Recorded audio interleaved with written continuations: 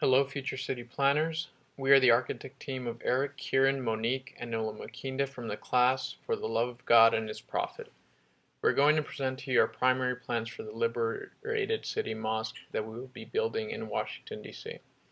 In the coming moments, we will take you through our decisions about the location of the mosque, followed by a description and visualization of the design itself, including the essential elements of mosque building and Islamic architecture. Finally, we describe some of the social aspects of the mosque and how it will serve the community.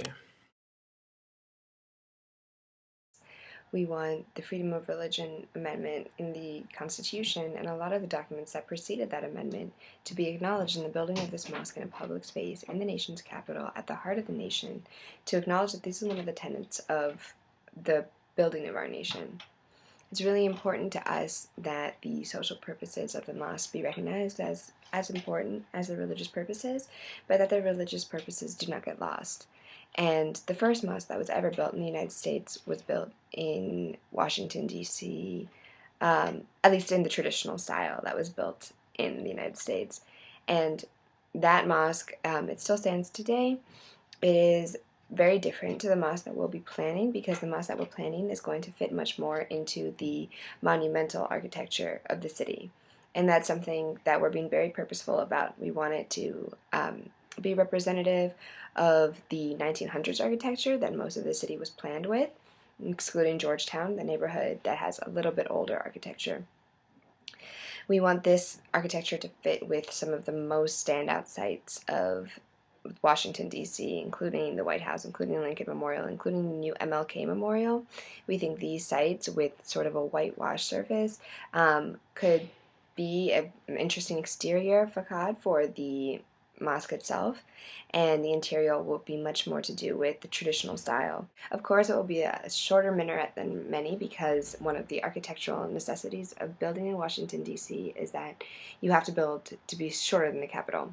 And so it will be shorter than the Capitol. It won't be a tall mosque, but it's going to suit the style of our mosque totally, to have a facade with different embossed quotes. And a couple of the quotes that we want to work with, going off of this Islamic architectural tradition of writing being a salient feature of a mosque, and calligraphy especially, we definitely want to have the quote from chapter 5 in the Quran, Surah 69, that says, "Surely those who believe, and those who are Jews, and the Sabians, and the Christians, whoever believes in Allah and the last day, and does good, they shall have no fear, nor shall they grieve."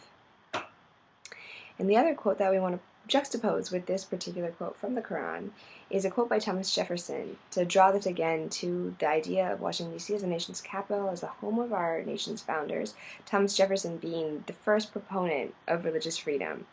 "No man shall be compelled to frequent or support any religious worship, place, or ministry whatsoever, nor shall be enforced, restrained, molested, or burthened in his body or goods, nor shall otherwise suffer on account of his religious opinions or belief, but that all men shall be free to profess, and by argument to maintain, their opinion in matters of religion, and that the same shall in no way diminish, enlarge, or affect their civil capacities."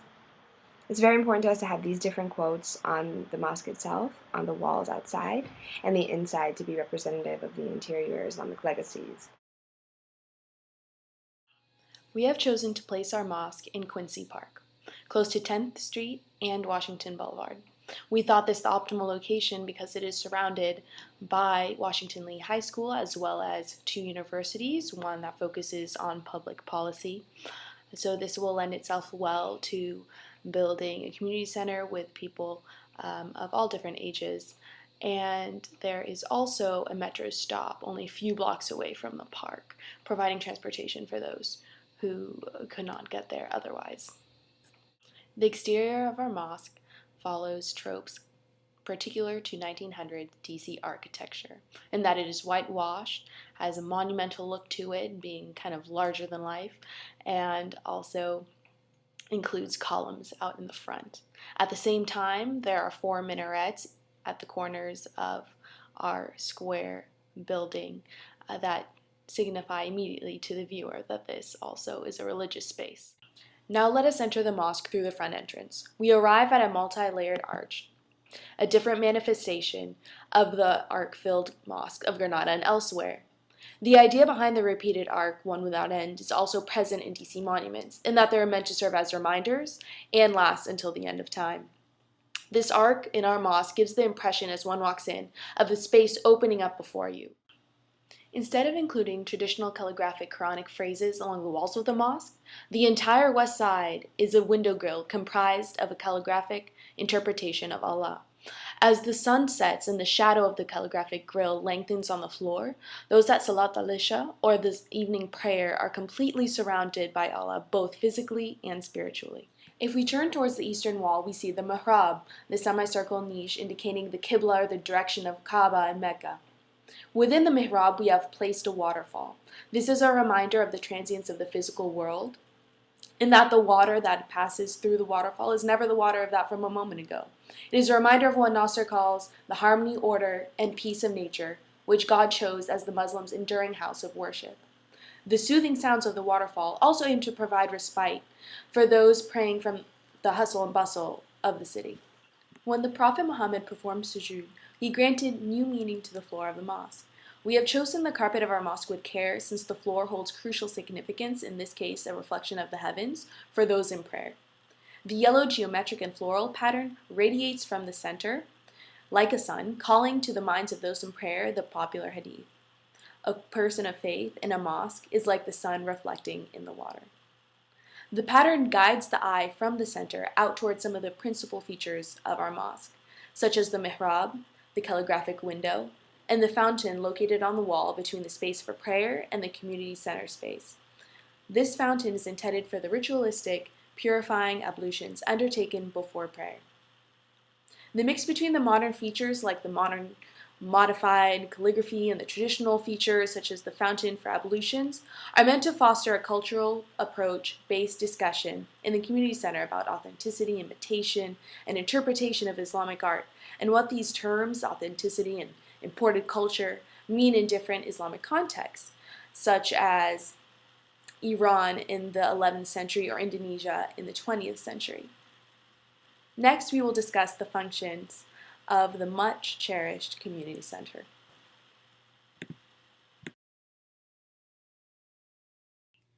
A mosque is more than just a place of worship. Every mosque carries with it some social dimension. This, being relatively unconstrained by its traditional mandate, leaves an opening for a creative embedding of the mosque in its local context. In fact, this is one of our primary objectives: to seamlessly integrate our mosque into a diverse and dynamic community. To this end, we decided to make our mosque a sort of community center, complete with consulting services, outreach programs, information on the basic concepts of Islam, etc.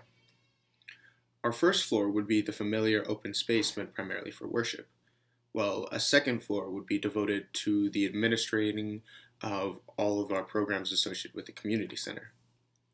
Two programs of note are the My Islam program and the Children's program. With the My Islam program, we hope to spread awareness of an Islam that is highly cultural and individual. In this recurring segment, speakers from the surrounding community will present some unique aspect of their own practice of the religion, whether it be their appreciation of Sunnah, a discussion of some of their favorite hadiths, or other sources of inspiration, or just to talk about how they appreciate being a Muslim in a modern world. We feel this would be a useful discussion to host and vastly promote our agenda of religious competency while countering widespread Islamophobic sentiments. An additional feature would be the Children's Center, a small reception area on the second floor in which we would have age-appropriate content for children to interact with their religion.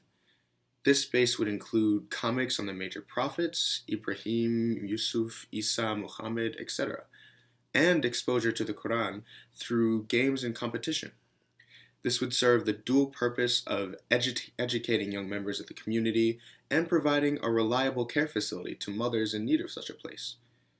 We feel that the inclusion of these features will create a mosque that will quickly become an integral part of the community. And because of that, we are really excited to be a part of this. Thank you.